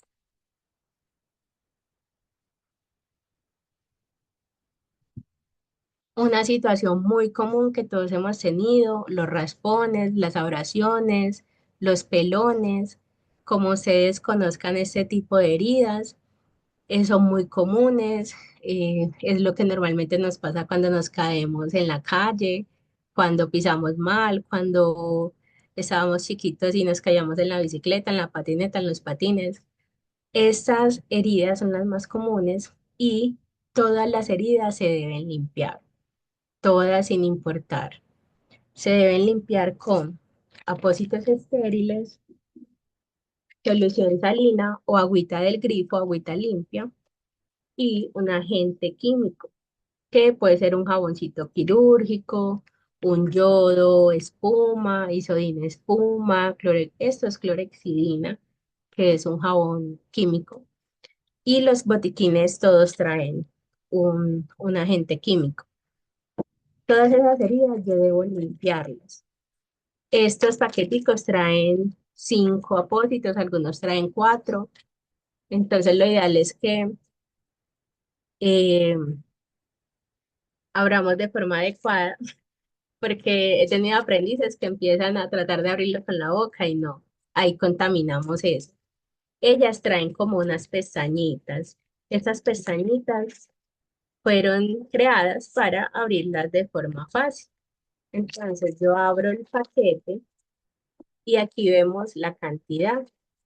Digamos que acá hay 5, entonces yo tomo 3 para lavar y 2 para secar y así la abro. En esta parte plástica yo debo agregar el agua o la solución salina y el jabón. Porque en la parte plástica, porque acá se me puede contaminar, se me puede romper el papel. Entonces acá es donde yo eh, tomo la gasita. En su botiquín también deben de haber guantes en estos casos. Si no, con las manos bien lavaditas o desinfectadas con alcohol, pueden hacer la limpieza. Entonces, aquí debe estar el agua y el jabón. Yo fricciono un poquito, hago una espumita y este apósito yo voy a tratar de limpiar ese pelón. Me paro en el centro y empiezo a limpiar de forma circular y hacia afuera. ¿Por qué? Porque toda la suciedad que tenga ese raspón, esa herida, yo lo que tengo que hacer con la limpieza es sacarlo, quitarle esa tierra, el polvo, lo que pudo obtener esa persona cuando cayó, eso es lo que yo debo retirar. Entonces, si puedo hacer 3 limpiezas, está súper bien. Cada uno de los apósitos los debo desechar después de utilizarlos. No puedo repasar, no me puedo devolver, no puedo hacer como traer de afuera hacia adentro suciedad. Como ahí tengo el jabón, yo debo retirar ese jabón. Las gasitas, las otras 2 que me quedaron, no las voy a humedecer porque al contacto con el jabón se va a generar más espuma. Entonces secas, ahí sí puedo barrer, pero dentro de lo que ya limpié. Listo. No puedo venir desde acá a contaminar lo que ya limpié. Ahí sí puedo barrer y retirar el jabón. Esa es la limpieza que debo hacer en todas las heridas, ya sea raspón, ya sea una herida como la que vamos a ver a continuación. Eh, Todas las heridas se deben limpiar, todas, porque son una ventana para que ingresen estos microorganismos que estaban en la calle, en la tierra, en esa superficie contra la cual me choqué.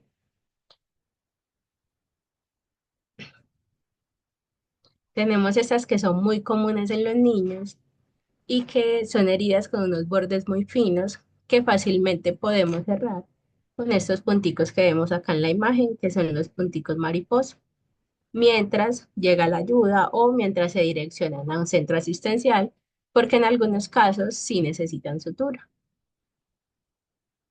De igual forma, limpiar con solución salina y jabón o agüita y jabón y tratar de cerrar con los punticos mariposa y trasladar a urgencias.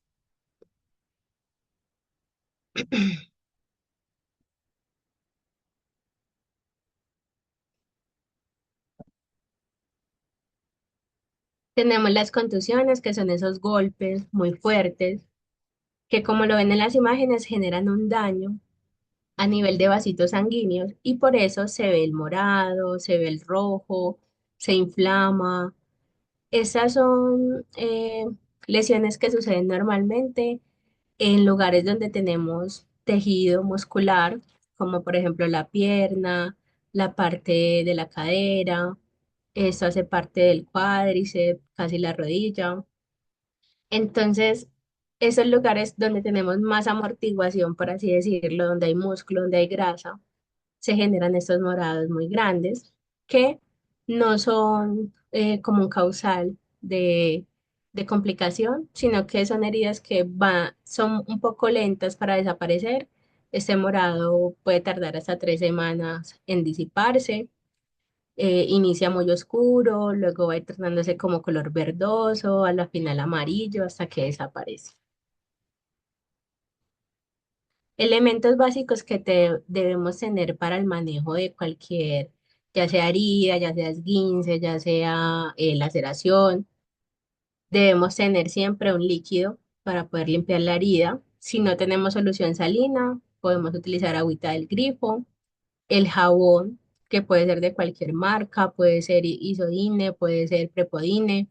No utilizamos para limpiar ni alcohol ni agua oxigenada. Debe ser un jaboncito. Puede ser hasta un jabón neutro, como el jabón Rey, en un caso pues muy extremo de que no contemos con nada a la mano. Tenemos los apósitos estériles. Vemos el vendaje elástico, se diferencia del vendaje de gasa en que este estira y que además trae estas pincitas de metal. En cambio, el vendaje de gasa, que es este, que literalmente es como una tela, no estira, es duro. eh, Se utiliza más que todo para quemaduras, para cosas que no necesiten presión.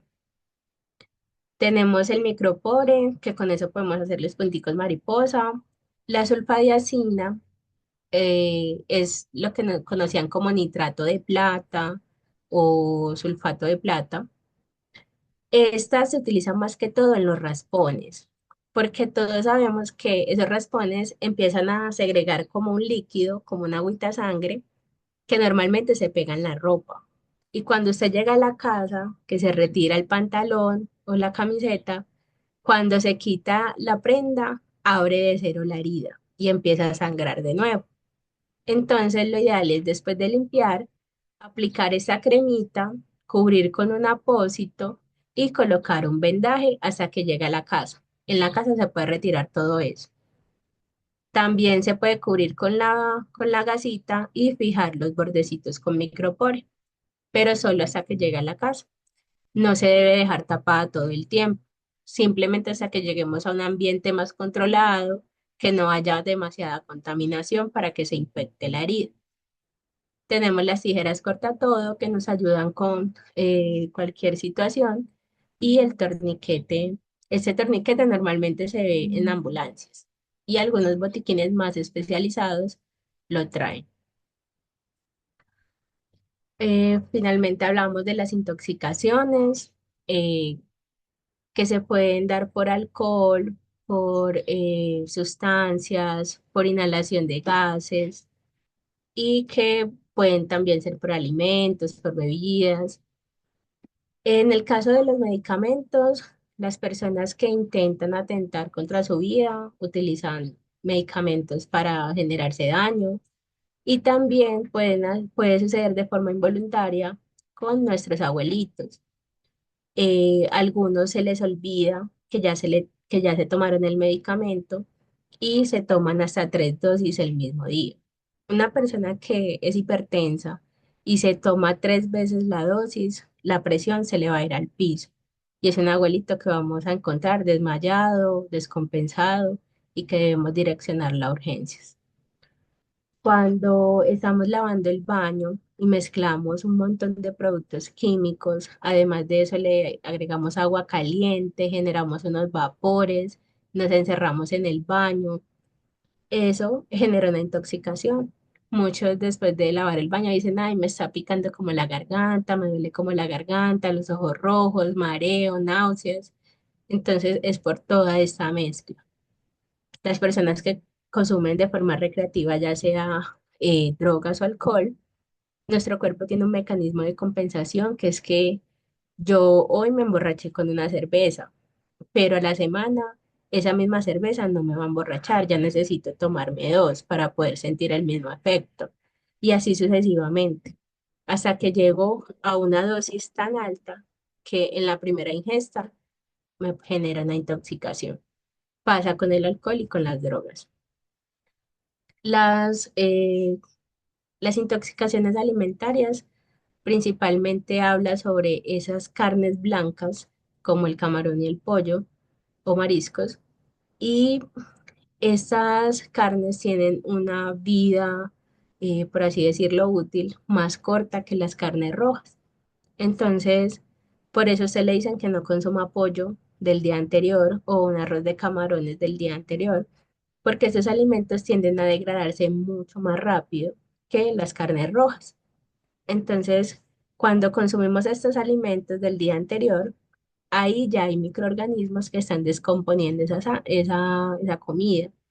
Cuando ingresan a nuestro intestino, nuestra flora bacteriana reconoce estos microorganismos y empieza ahí como una pelea, que es lo que generalmente nos genera el dolor abdominal, la diarrea, el vómito, el malestar.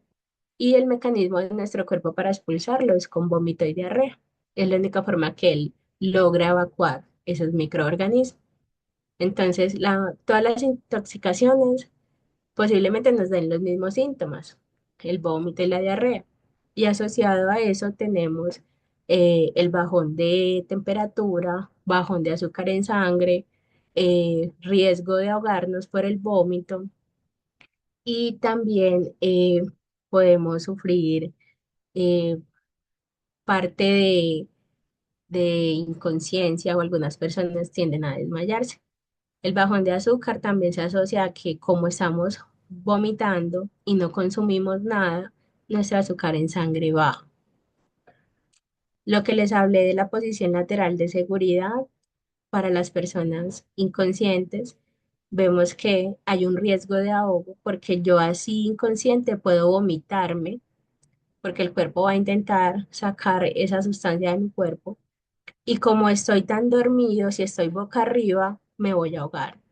A diferencia de que si estoy de lado, fácilmente puedo evacuar lo que esté vomitando.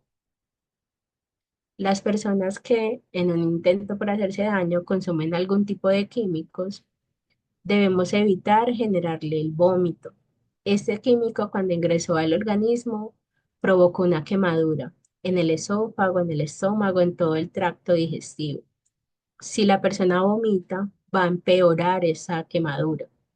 Esas personas hay que direccionarlas de forma inmediata a urgencias para que le realicen un lavado gástrico. Las convulsiones. Eh, una situación de estrés muy fuerte puede generar una convulsión. Personas en proceso de duelo pueden tomar esa situación de forma diferente y hasta nos podrían convulsionar en una de las salas. ¿Qué debemos hacer en el momento de una convulsión? cronometrar el tiempo, ver desde qué hora empezó a convulsionar. Lo ideal es tomar el tiempo. eh, Esas personas caen abruptamente, caen de la nada, caen súper fuerte. Entonces, mientras están en el suelo temblando, lo ideal es proteger que no se empeore la situación, que no se den contra el piso, que si hay vidrios rotos no se generen lesiones. Entonces, retirar todo lo que está alrededor de esa persona, tratar de colocar un buzo, un bolso, una almohada, lo que sea, que evite un golpe directo de la cabeza contra el piso. Si de pronto vemos que está pateando una mesa y se puede caer algo, retirar esa mesa. Él debe convulsionar de forma libre, no hay que sostenerlo. Hay muchos mitos con las convulsiones. Muchos han escuchado de que se le debe abrir la boca para que no se trague la lengua. Eso es falso. Anatómicamente no podemos tragarnos la lengua. Lo que normalmente pasa es que las personas se la muerden y a veces generan sangrado o se la pueden partir, pero no podemos forzar la apertura de la boca de esa persona mientras está convulsionando. Cuando está convulsionando, la persona traba la mandíbula y si ustedes intentan forzar la apertura, pueden dañarle la articulación y pueden perder un dedo intentando sacarle la lengua. Entonces, eso es un mito. La persona no hay que meterle nada en la boca ni tratar de abrirle la boca. No hay que sujetarlo para que deje de temblar. Ese es otro mito. La persona debe convulsionar libremente. Entre menos yo lo toque, menos va a durar el episodio. Mi única responsabilidad en ese caso es tenerlo sobre el lado izquierdo y que él convulsione libremente mientras yo estoy tomando el tiempo. Si la persona no para al minuto y 10, minuto y 20, yo debo pedir ayuda. Las guías nos dicen que, llame cuando lleve 5 minutos, pero es que si ya lleva 5 minutos, él no va a parar de convulsionar. Eso ya se conoce como un estatus convulsivo y él va a parar solo con sedación. Entonces yo recomiendo que si a los 2 minutos la persona no ha parado de convulsionar, llame a emergencias porque la ambulancia tiene 5 minutos para llegar y ahí ya van 7 minutos de convulsiones. Y como les dije, las convulsiones generan daño neurológico. Ahí están muriendo neuronas, está muriendo tejido y entre más tiempo esperemos, mayor va a ser el daño para la persona. Entonces, muy importante tomar el tiempo.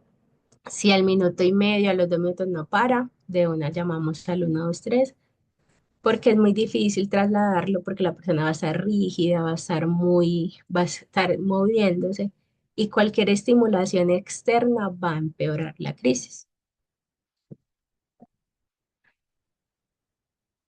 Listo, entonces tengo dos videitos, eh, principalmente de RCP, que es código azul o del infarto, y luego podemos dar paso a las preguntas.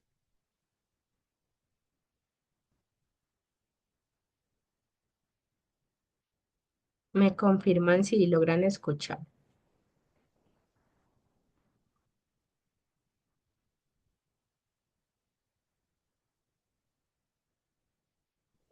¿Sí No escuchan? tiene sonido, Diana. No, no hay sonido. Bueno, espérame que entonces me toca. Hay una opción que es compartir con sonido. Mm,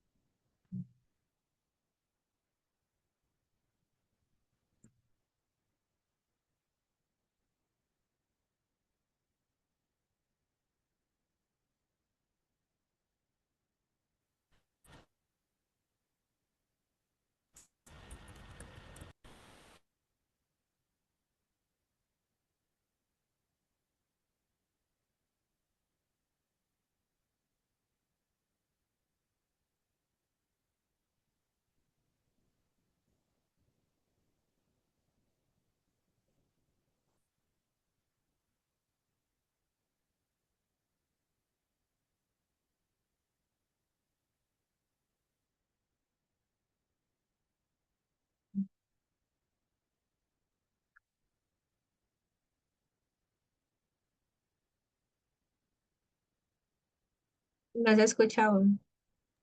No, no hay sonido. Mm.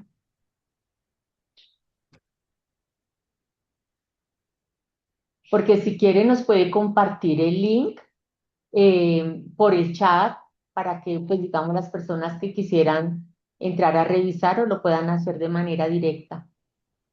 Ah, sí, entonces ya se los comparto. Gracias. Entonces, ¿qué quería mostrarles? Principalmente cómo funciona el cuerpo mientras hacemos reanimación y también qué es lo que hace el DEA. ¿Qué es un DEA? Es un aparato que normalmente utilizamos en el momento del RCP para, eh, por así decirlo, eh, realizar como les había explicado, en una parada cardíaca el corazón se mueve de forma descoordinada. El DEA lo que hace es que para literalmente el corazón para que él tenga tiempo de empezar a latir de nuevo. Entonces, literalmente lo que hace es que lo reinicia. El DEA está, por así decirlo, creado para que cualquier persona pueda utilizarlo. Él habla, él te da las indicaciones. Es un aparatico que normalmente vemos en los centros comerciales, que vemos en los aeropuertos, que según la ley debe estar en cualquier lugar de concentración masiva. Entonces es importante conocerlo por si en algún momento podemos prestar ayuda, saber cómo utilizarlo, cómo pedirlo. Eh, Tenemos levantada la mano de Kimberly Gaviria. Adelante, Kimberly.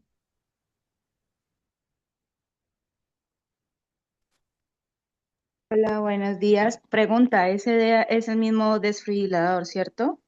Sí, señora. Las Ah, siglas del DEA se dicen desfibrilador externo automatizado. Las siglas son DEA.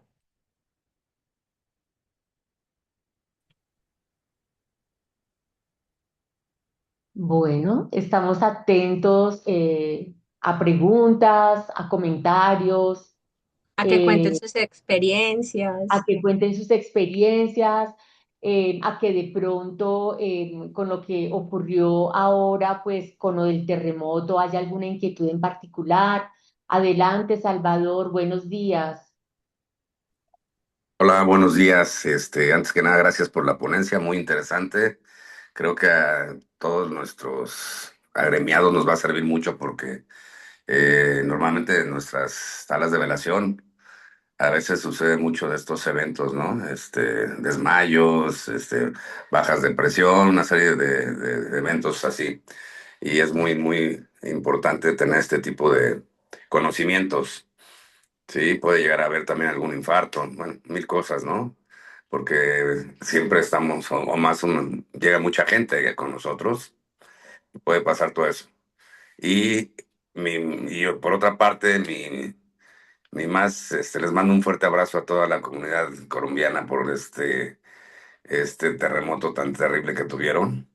Nosotros lo vivimos año con año y ya creo que ya nos hicimos muy expertos en la materia, pero ya creo que no había pasado esto y los veo y los entiendo y mi solidaridad, solidaridad para todos ustedes y si necesitan algo, si podemos ayudar acá del pueblo mexicano para ustedes, pues cuentan con nuestro apoyo.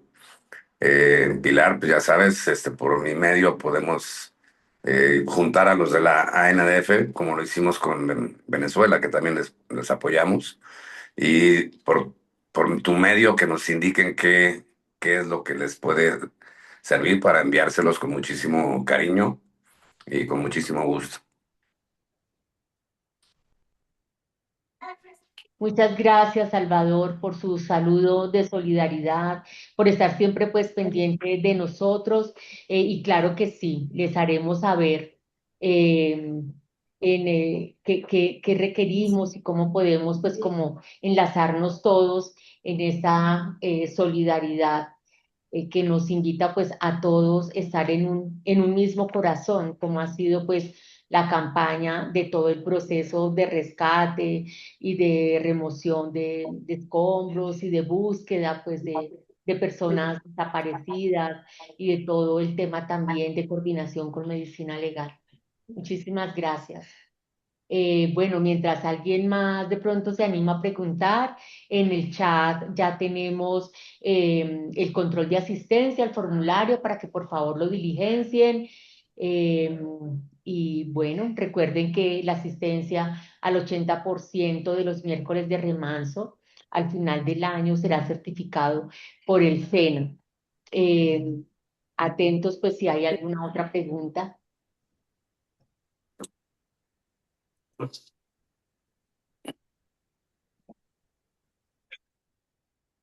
Con respecto al terremoto, ¿cómo les fue en la evacuación? Ustedes están en la sede central, ¿cierto? Bueno, acá en digamos que en las personas que veo conectadas, eh, no identifico pues como alguno de las regiones más afectadas. No sé si de pronto alguno nos quiera contar cuál fue su experiencia, cómo hicieron el proceso de evacuación. Igual pues el terremoto fue a las 7:30 de la mañana, entonces pues generalmente las funerarias a esa hora están cerradas. Bueno, pues no sé si alguien nos quiera contar.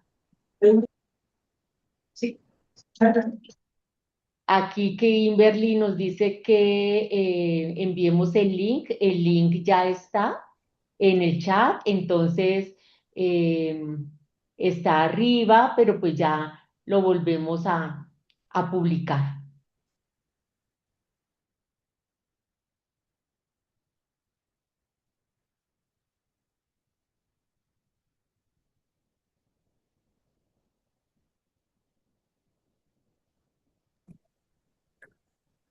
Oye, María del Pilar, y también quería por este medio agradecerte infinitamente el apoyo que me diste con el tema de la gestión de esa repatriación de Colombia a México, que gracias a ti nos sacaste de un problema, pero muy, muy fuerte.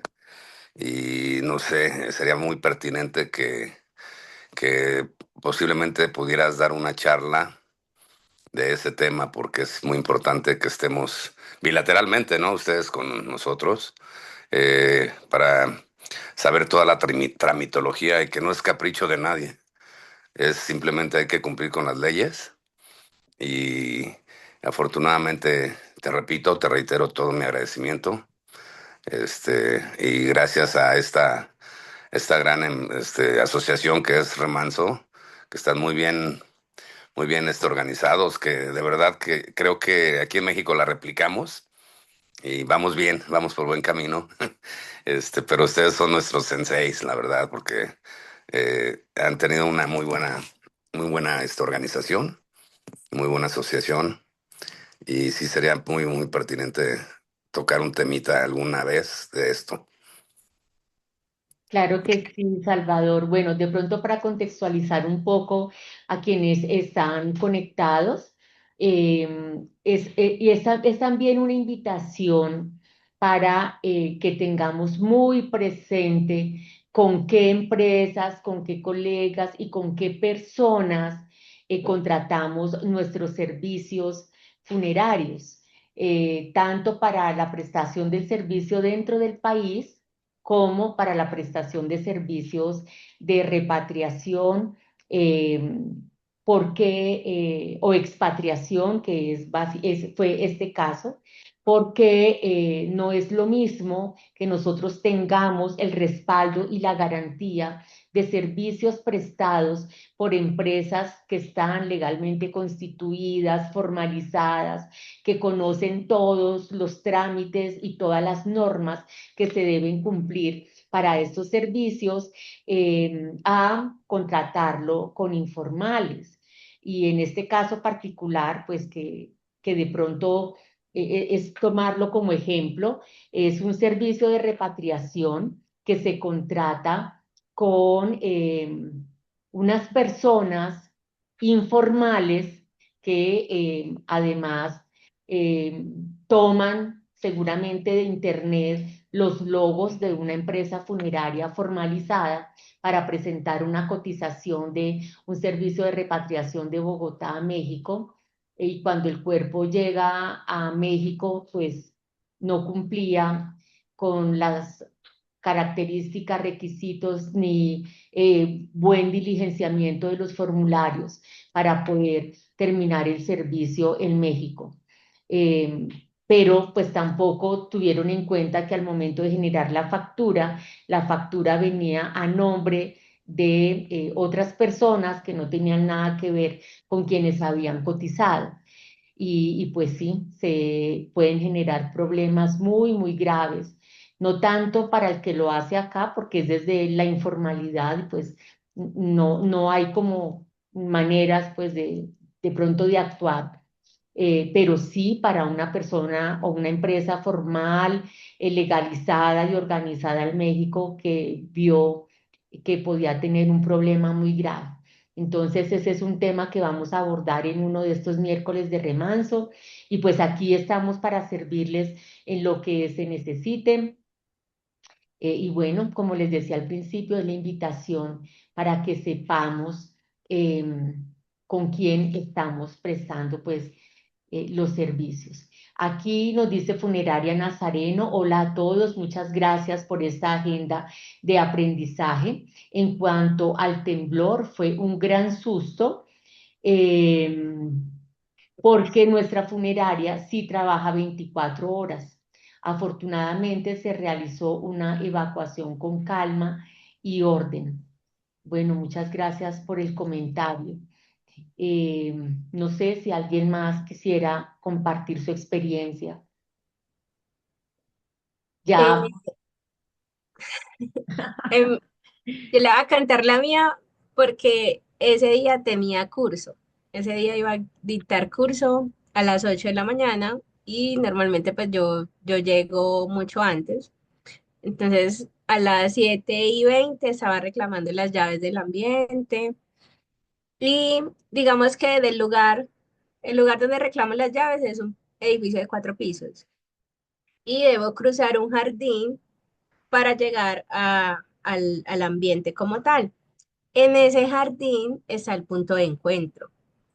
Entonces yo iba rodeando el jardín cuando veo que en el primer piso la gente empieza a correr. Yo dije, pero ¿por qué están corriendo? Y por allá escucho como que está temblando, está temblando. Cuando yo veo la salida del edificio, una de las aprendices se tiró por las escaleras, o sea, literalmente cayó y se generó un montón de lesiones en las manos, en la cara, en la rodilla, pero el momento de adrenalina hizo que ella se parara y siguiera corriendo hasta el punto de encuentro. Entonces, muchos sí se alteraron. Yo vine a sentir el temblor luego de estar ya de pie, porque mientras estaba caminando yo no sentía nada.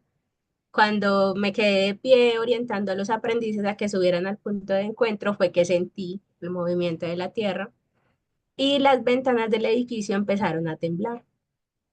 Entonces logramos abarcar a todos en el punto de encuentro. Cuando ya sentimos que había parado, eh, a- yo principalmente indiqué que las personas que hubieran sufrido caídas, que tuvieran lesiones, se acercaran al lugar donde yo estaba para poderle hacerle curaciones y valorarlos. Entonces tuvimos un aprendiz con muchas laceraciones, otras se desmayó, tuvimos una profe con crisis de ansiedad, con ataques de pánico. Entonces sí tuvimos varias situaciones apremiantes. Em, Nos dieron las indicaciones de decidir si dábamos formación o no ese día. Yo claramente cancelé el curso porque la mayoría de mis aprendices, algunos venían en el metro y el metro hubo un vagón que se descarriló. Entonces los evacuaron totalmente. Y yo creo que ese día nadie iba a estar concentrado en la formación.